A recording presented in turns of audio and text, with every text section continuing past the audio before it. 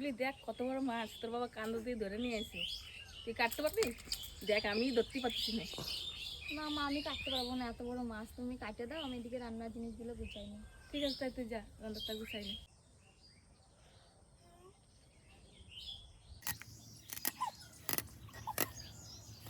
পাকা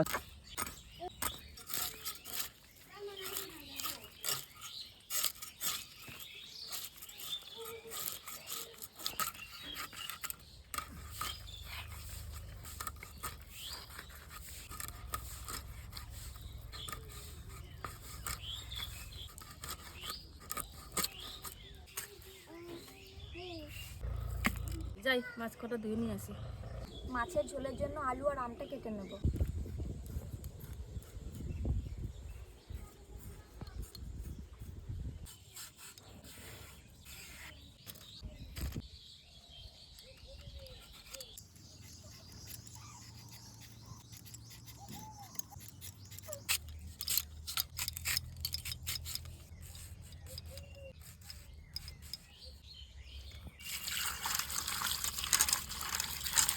মাছের ঝোলের জন্য আদাটা বেটে নেবো।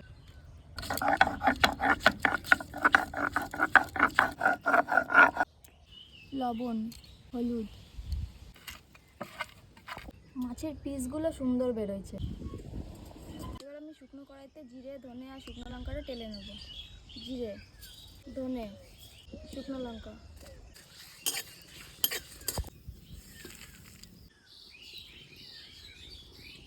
এবার আমি মাছগুলোকে ভেজে নেব।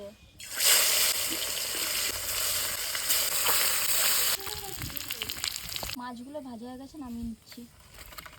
এবার আমি ফোড়নের জন্য জিরে, তেজপাতা, শুকনো লঙ্কা দিয়ে দেবো। আদা বাটা, কেটে রাখা আলুগুলো দিয়ে দিচ্ছি।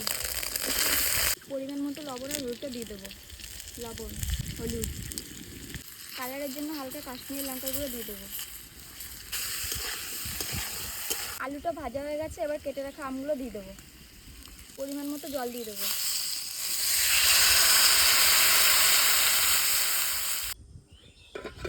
ভেজে রাখা মাছগুলো দিয়ে দেবো। ঝোলে দেওয়ার জন্য ভাজা মশলাটা এবার আমি বেটে নেব।